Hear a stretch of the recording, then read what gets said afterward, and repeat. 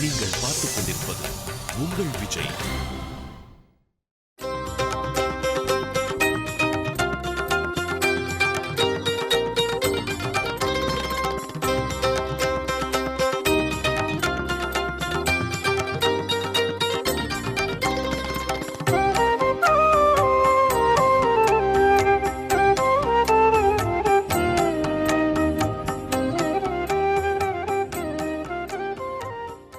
कृष्णवेणी तटस्थाय सर्वाभीष्टप्रदायिने प्रह्लादप्रियरूपाय श्रीनृसिंहाय மங்களம்.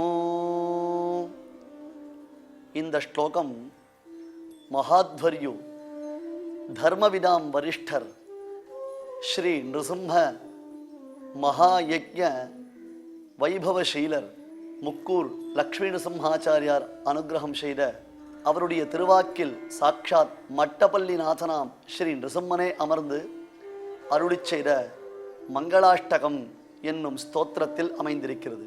கிருஷ்ணவேணி நதியின் தரங்கங்கள், அதனுடைய அலைகளை நாம் கூர்ந்து கவனித்தோமேயானால் வேத கோஷம் நம் காதுகளில் விழும். நமக்கு வேதத்தை குறித்த அறிவு இருந்தது என்றால் வேதம் எப்படி ஓதப்படுகின்றது, வேதமாகிற அந்த உயர்ந்த சாஸ்திரத்தை மகான்கள் எவ்விதம் பாராயணம் செய்கிறார்கள் என்பதை நாம் கேட்டு பழக்கம் கொண்டிருந்தோமேயானால் இந்த கிருஷ்ணவேணி நதியின் அலைகள் நமக்கு ரிக்வேதம், யஜுர்வேதம், சாமவேதம் என்று அனைத்து வேதங்களின் சாரங்களையும் உபதேசம் செய்கின்றது.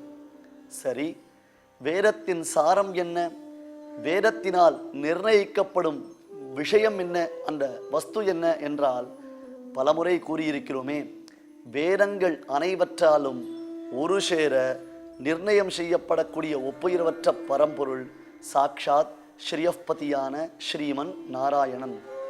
சுவாமி ஸ்ரீ வேதாந்த தேசிகன் த்ரையந்தைஹி ஏககண்டைஹி ததனுகுணமனுவியாச முக்தியோக்திபிஷ்ச ஸ்ரீமான் நாராயணோ நஃபதிரகில தனுர் முக்திடஹா முக்தபோக்யா என்று அறுதியிட்டு பேசுகிறார். த்ரயி என்றால் வேதம், த்ரயி என்றால் வேதம். 4 வேதங்களும் த்ரயி என்றுதான் அழைக்கப்படுகின்றன. அப்படித்தான் பரத்வாஜர் தவம் செய்த பொழுது இந்திரன் 3 மலைகளை சிருஷ்டித்து அந்த 3 மலைகளில் இருந்து 3 பிடி மண்ணை எடுத்து பரத்வாஜரிடத்தில் காண்பித்தான். த்ரயி என்னும் வேதம், வேதத்தின் சிரோபாகம், வேதத்தினுடைய மேல் பாகம், அதற்கு உபனிஷத் பாகம் என்பது பெயர். அதனைத்தான் பெரியோர்கள் வேதாந்தம் என்று போற்றுகின்றார்கள். த்ரையந்தம் என்றால் வேதாந்தம். வேதாந்தம் தான் நமக்கு தத்துவ விஷயத்தில் நிர்ணயத்தை அறிவிக்கின்றது. தத்துவம் எது, தத்துவம் எது?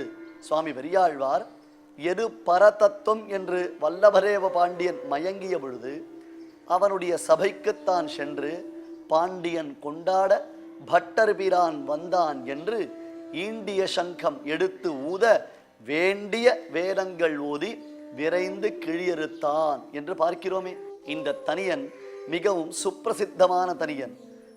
வல்லபரேவ பாண்டியன் ஒரு துவஜஸ்தம்பத்தை நட்டு அந்த துவஜஸ்தம்பத்தின் உச்சியில் பொற்கிழி ஒன்றை கட்டி வைத்து விட்டான். அக்காலத்தில் எல்லாம் சத்தியத்திற்கு கட்டுப்பட்டவைகளாகவே அமைந்திருந்தன. சத்தியம்தான் அவற்றை காப்பாற்றும். சத்தியம் பேசினால் அவை அறந்து கிழவிழும். எது பரதெய்வம் என்று நிச்சயிக்கப்பட்டால் அந்த பொற்கிழி தானாக அருந்து கீழே விழும் என்பதாக வல்லபரேவ பாண்டியன் ஒரு நிர்ணயம் செய்தார். ஆயிற்று. பலரும் வந்தார்கள், தங்களுக்கு தோன்றின விஷயத்தை எல்லாம் சொன்னார்கள். புதியதாக ஒன்றை சொல்லி இதுதான் தெய்வம், அதுதான் தெய்வம், இதுதான் பரதெய்வம் என்றார்கள். அந்த பொற்கிழி அசைந்து கொடுக்கவே இல்லை. கடைசியில் பெருமானுடைய நியமனத்தினாலே இங்கே விஷ்ணு சித்தர் என்னும் சுவாமி பாண்டியனுடைய சபைக்குத்தான் எழுந்தருளி வேண்டிய வேதங்கள் ஓதி விரைந்து கிழியறுத்தான். எத்தகைய ஸ்ருதி வாக்கியங்கள், பேதஸ்ருதி, அபேதஸ்ருதி, கடகஸ்ருதி என்பதாக பெரியோர்கள் இதனை பாகுபடுத்தி கூறுவார்கள். இவை அனைத்தும் பகவத் பாரம்யத்தை, அதாவது பகவானுடைய சொரூப ரூப குண விபவ ஐஸ்வர்யம் எனப்படக்கூடிய அந்த பெருமைகளை எல்லாம் நிர்ணயம் செய்கின்றன. அத்தகையதொரு வேண்டிய வேதங்களை சொல்லி எந்த வேத வாக்கியங்கள் பரதேவதா நிர்ணயத்தை தெள்ளத் தெளிவாக்கி காண்பிக்கின்றனவோ அத்தகைய வேத வாக்கியங்களை எல்லாம் உரைத்தார். இவர் சொல்ல சொல்ல சொல்ல ஸ்தம்பம் அசைந்தது, பொற்கிழி தானாக அருந்து கீழே விழுந்தது. ஆகையால் த்ரயி என்றால் வேதம், வேதத்தின் சிரோபாகம் வேதாந்தம். அந்த வேதாந்த பாகத்தினாலன்றோ நாம் பரதெய்வத்தை நிர்ணயம் செய்கின்றோம்.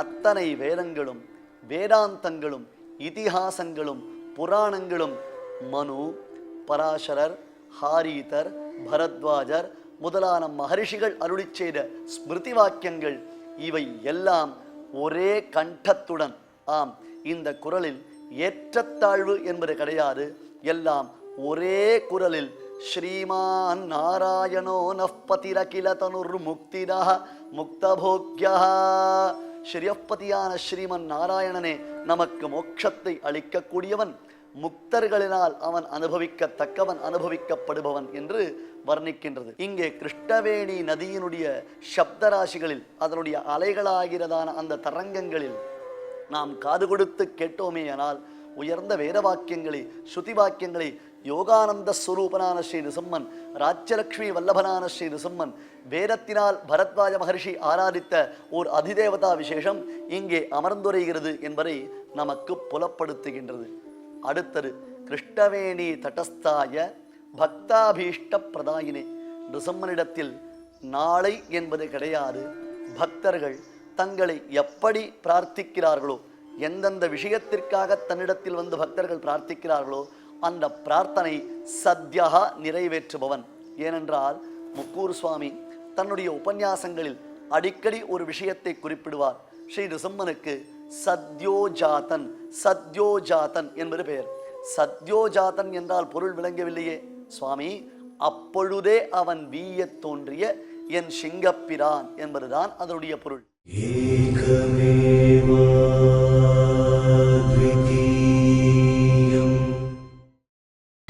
நீங்கள் பார்த்துக் கொண்டிருப்பது உங்கள் விஜய். சத்யோஜாதன், சத்யோஜாதன் என்பது பெயர். சத்யோஜாதன் என்றால் பொருள் விளங்கவில்லையே சுவாமி, அப்பொழுதே அவன் வீயத் தோன்றிய என் சிங்கப்பிரான் என்பதுதான் அதனுடைய பொருள்.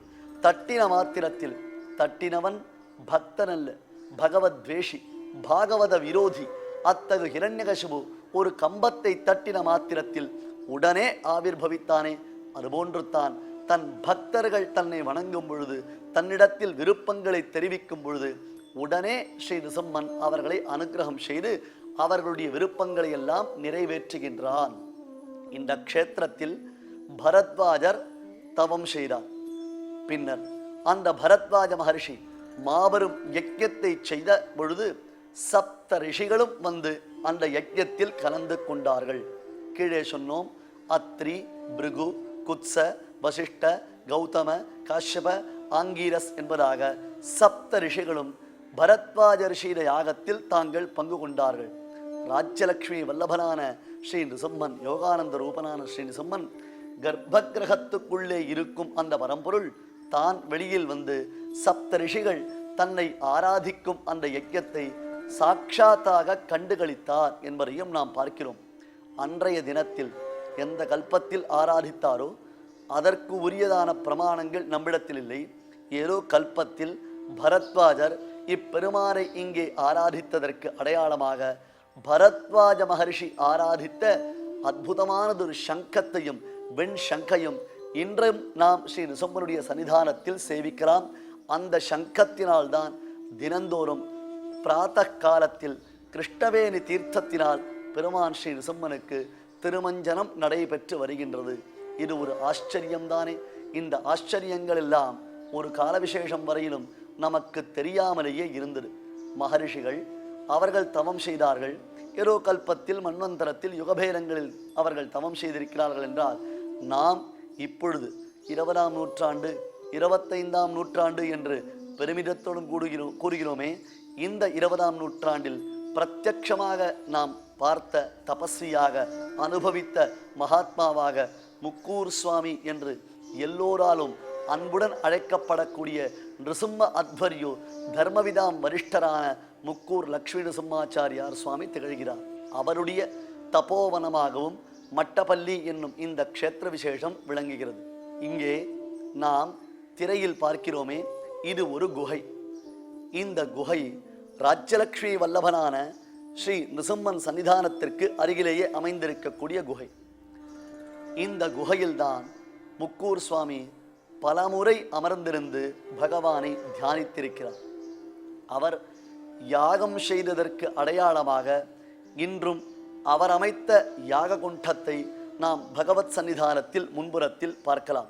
இந்த யாகங்களிலெல்லாம் பிரத்யக்ஷமாக பங்கு கொள்ளும் ஒரு மாபெரும் பாக்கியராதிசயத்தை அடியேன் பெற்றவன் என்பதனால்தான் மிகவும் புலகாங்கிதத்துடன் பிரேமாதிக்கத்துடன் அந்த சுவாமியினுடைய திருக்கல்யாண குணங்களை இங்கே தபோவனம் என்னும் இந்த நிகழ்ச்சியில் உங்களிடத்தில் அடியேன் பகிர்ந்து கொள்கிறேன். நிருசிம்மன் பிரத்யக்ஷமான தேவதா விசேஷம்.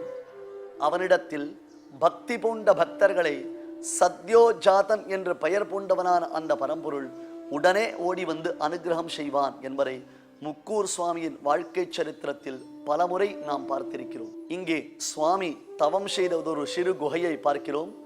அவர் தவம் செய்ததற்கு அடையாளமாக அவருடைய திரு உருவப்படத்தை அங்கே எழுந்தருள பண்ணி வைத்து அதற்கு ஒரு தீபம் ஏற்றி எல்லோரும் வந்து இங்கு வழிபட்டு செல்கிறார்கள். அதற்குள்ளே நுழையும் பொழுது நமக்கே மந்திர சித்தி ஏற்பட்டதை போன்றதான ஒரு பாவனா பிரகர்ஷம் உண்டாகின்றது. நாமே நிருசிம்ம அனுஷ்டு மந்திரத்தை பன்முறை ஆவர்த்தி செய்து மந்திர சித்தி பெற்றதை போன்றதான ஒரு மகிழ்ச்சியை அடைகின்றோம். ஒரு முறை மகாத்வரியவான சுவாமி இங்கே ஒரு பெரிய யாகத்தை நிகழ்த்தி வருகிறார். அந்த யாகத்தில் 12000 ஆவர்த்திகள் மதுரகவியாழ்வார் நம்மாழ்வார் விஷயமாக அருளி செய்த கண்ணினுஞ்சிறுத்தாம்பு திவ்ய பிரபந்தம் ஆவர்த்தி செய்யப்படுகின்றது. நாதமுனிகள் மறைந்து கிடந்த திவ்ய பிரபந்தத்தை தான் பெறுவதற்காக திருக்குடந்தை ஆறாவமுதன் சந்நிதியில் இருந்து நேராக ஆழ்வார் திருநகரி சென்று அங்கே திருப்புலி அடியில் 12000 ஆவர்த்திகள் கண்ணினுஞ்சிறுத்தாம்பை மீண்டும் மீண்டும் மீண்டும் தவத்துடன் நியமத்துடன் பக்தியுடன் நம்மாழ்வாரிடத்தில் கொண்டதான ஆராத பிரேமையுடன் ஆவர்த்தி செய்ய நம்மாழ்வார் அவருக்கு சாட்சாத்கிருதராக அனுகிரகம் செய்தார் என்பதை குரு பரம்பரை வாயிலாக பார்த்திருக்கிறோம். இங்கே முக்கூர் சுவாமிகள் யக்ஞவாட்டிகையில் யக்ஞம் நடைபெறக்கூடிய காலத்தில் கண்ணினுஞ்சிறுத்தாம்பு 12000 ஆவர்த்திகள் ஆவர்த்தி ஜபம் நடைபெற்று வருகின்றது. யாகம் கோலாகலமான யாகம். இப்பொழுது நாம் பார்க்கிறோமே, இது போன்றதான வசதி வாய்ப்புகள் எல்லாம் சுமார் 15 ஆண்டுகளுக்கு முன்பாக இங்கே எதுவும் கிடையாது. குறிப்பிட்டு சொல்ல வேண்டும் என்றால் மின்சார வசதி கூட இங்கே இல்லாதது ஒரு காலம், அடியேன் சொல்லக்கூடிய காலம். எல்லாம் முடிந்தது. பல பெரியோர்கள் நானாதேசத்தைச் சேர்ந்த வேத விற்பனர்கள் என்று எல்லோரும் வந்து குழுமி இருக்கிறார்கள். யாகத்தில் உத்தமமான பூர்ணாகுதி நடைபெறுகின்றது. யக்ஞாந்தே அவபிருதா என்னும்படியாக உயர்ந்த கிருஷ்ணவேணியில் விசேஷமான அவபிருத ஸ்தானம் நடைபெறுகிறது. ஆனால் சுவாமியினுடைய உள்மனதிற்குள்ளே ஒரு சிறு சங்கடம். என்ன, இவ்வளவு பெரியோர்கள் வந்திருக்கிறார்களே, பல மகனீயர்கள் குழுமி இருக்கிறார்களே, அடுத்தது யாகம் நல்ல விதமாக பூர்த்தியாகிவிட்டது. பரத்வாஜ மகர்ஷியினாலே ஆராதிக்கப்பட்ட ராஜ்யலக்ஷ்மி வல்லபனான ஸ்ரீ நிருசிம்மனை நாமும் ஆராதித்து மகிழ்ந்தோம். ஆனால் இப்பொழுது வந்திருக்கும் வேதம் வல்லார்கள் அனைவரும் திரும்பிச் செல்ல வேண்டும். எனில் அவர்களையெல்லாம் நாம் திருப்தி செய்ய வேண்டும். ஆம், சுவாமி சங்கர பகவத்பாதர் கூறுகிறாரே, வேதவிதேகலு தத்தம் தத்தம் என்று. யாருக்கு நாம் புஷ்கலமான சம்பாவனைகளை அளிக்க வேண்டும், யாரை கௌரவிக்க வேண்டும், யாரை கொண்டாட வேண்டும் என்றால் நன்கு வேதாத்தீன சம்பன்னர்களான பாகவதர்கள் இருக்கிறார்களே, அவர்களைத்தான் கொண்டாட வேண்டும். அவர்களை வெறும் கையுடன் திருப்பி அனுப்ப முடியுமா? தன் கையில் எதுவும் இல்லை. எல்லாம் யஜ்ஞத்தில் யாக ஆராத்திய தேவதா விசேஷமான எம்பெருமானுக்கு சமர்ப்பித்தாகிவிட்டது.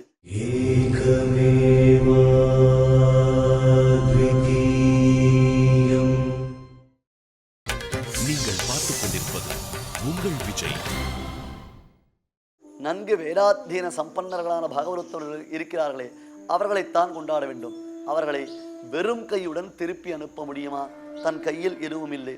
எல்லாம் யஜ்ஞத்தில் யாக ஆராத்திய தேவதா விசேஷமான எம்பெருமானுக்கு சமர்ப்பித்தாகிவிட்டது. இனி என்ன செய்வது? ஹே நிருசிம்ஹா, நீ என்றோ கதி. பக்தனான பிரகலாதன் எல்லாவற்றையும் விடுத்து உன்னைத்தான் சரணடைந்தான். சத்தியம் விதாதும் நிஜபிருத்திய பாஷிடம் என்று அவன் சொன்ன வார்த்தையை மெய்யாக்குவதற்கு நீ அவதரித்தவன் அல்லவா? அந்த உன்னை சரணடைகிறேன் என்று சுவாமி யாரிடமும் எதுவும் பேசவில்லை. தன் உள் வருத்தத்தை ஒருத்தரிடமும் காண்பித்துக் கொள்ளவில்லை. அவபிரதமானது யஜ்ஞமானது அங்கிருந்து நேராக வந்து தான் வாசம் செய்யக்கூடிய அந்த குகைக்குள்ளே வந்து மௌனமாக அமர்ந்து விட்டார். அவர் உள்மனதில் நரசிம்மமூர்த்தி காட்சி அளித்துக் கொண்டிருக்கிறார். யாருக்கு தெரியும், அந்த நிருசிம்மனுக்கும் சுவாமிக்கும் இடையில்தான் பேச்சுவார்த்தை நடந்து கொண்டிருக்கிறது. வெளியில் இருப்பவர்களுக்கு இந்த பேச்சுவார்த்தையின் சாராம்சம் எதுவும் தெரியாது. உள்மனது மட்டும்தான் உரைத்து கொண்டிருக்கிறது. ஆயிற்று. சற்று நேரத்தில் ஒருத்தர் வந்தார். இந்த பிராந்தியத்தைச் சேர்ந்தவர் அல்ல, யஜ்ஞ குடும்பத்தைச் சேர்ந்தவர் அல்ல. இதுவரையிலும் முக்கூர் சுவாமியின் யஜ்ஞத்திற்கு ஒரு முறை கூட அவர் வந்தவர் அல்ல, அவரை பார்த்ததும் கிடையாது. அந்த சுவாமி யார் என்று தெரியவில்லை. டிப்டாப்பாக இருந்தார். அங்கிருந்து வந்து ஒருத்தரை பார்த்து, இங்கே முக்கூர் சுவாமி யஜ்ஞம் செய்கிறாராமே, அவர் எங்கு அமர்ந்திருக்கிறார் என்று கேட்கிறார். குகைக்குள்ளே சுவாமி தவம் செய்யும் பொழுது ஒருவரையும் உள்ளே விடுவது என்பது வழக்கத்தில் இல்லை. யாரையும் உள்ளே விடமாட்டார்கள், அனுமதி கிடையவும் கிடையாது. ஏனால் அந்தரங்கமாக ஏகாந்தமாக பகவத் தியானம் செய்யும் பொழுது அந்த தவத்திற்கு இடையூறு செய்யக்கூடாது என்பதுதான் எண்ணம். ஆனால் வந்தவர் எங்கே எங்கே என்று கேட்கிறார். யாரும் பதில் சொல்லவில்லை. யாரோ ஒரு புதியவர் சுவாமியை சாதாரணமாக சேவிப்பதற்காக கேட்கிறார் போலும் என்று வாளாயிருந்து விட்டார்கள். புதியவருக்கு இந்த இடம் பழக்கப்பட்டது போன்று ஒரு பாவனையுடன் நேராக உள்ளே வந்தார். எல்லா கட்டுக்களையும் கடந்தார். இதற்குள்ளே வந்தார். உள்ளே சுவாமி இருக்கும் இடத்திற்கு சுவாதீனமாக சென்றார். பழக்கம் இருப்பவர்கள் கூட அப்படி சுவாதீனமாக சென்று விட மாட்டார்கள். அந்த சுவாமி சுவாதீனமாக உள்ளே நுழைந்தார். கையில் ஒரு பொட்டி. அந்த பொட்டியை முக்கூர் சுவாமியிடத்தில் கொடுத்து, சுவாமி, தாங்கள் இங்கே யாகம் செய்வதாக கேள்விப்பட்டேன். இதுவரையிலும் நான் வந்ததில்லை, நேராக இந்த இடத்திற்கு வந்ததில்லை. தாங்கள் செய்யும் யாகத்தின் விசேஷத்தை கேள்விப்பட்டேன். ஏதோ எனக்கு தோன்றியது.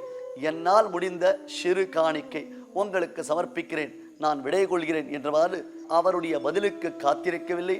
தான் யார், எந்த ஊரைச் சேர்ந்தவர், எங்கிருந்து வந்திருக்கிறேன், எதற்காக வந்திருக்கிறேன், எத்தனை நாள் தங்கப் போகிறேன், ஒரு வார்த்தை பேசவில்லை. அந்த பொட்டியை குகையின் வாயிலில் வைத்தார். சுவாமியை பார்த்து கை குவித்தார். அடுத்த நொடியில் அவர் மாயமாய் மறைந்து விட்டார். அவர் வந்த திக்கும் யாருக்கும் தெரியவில்லை, அவர் சென்ற திக்கும் யாருக்கும் தெரியவில்லை. சுவாமிகளோ, அந்த பொட்டியை திறந்து பாருங்கள் என்ன. பக்தர்கள் பொட்டியை திறந்தார்கள். என்னே ஆச்சரியம், 1,00,000 ரூபாய்கள், கட்டுக்கட்டாக நோட்டுக்கள். 1,00,000 ரூபாய்கள். எவ்வளவு தேவை, எவ்வளவு சம்பாவனை செய்ய வேண்டும் என்று மனோரதத்துடன் இருந்தாரோ அந்த ரூபாய்கள் ஒரு பைசா குறையாமல் பொட்டியில் வைக்கப்பட்டிருந்தன.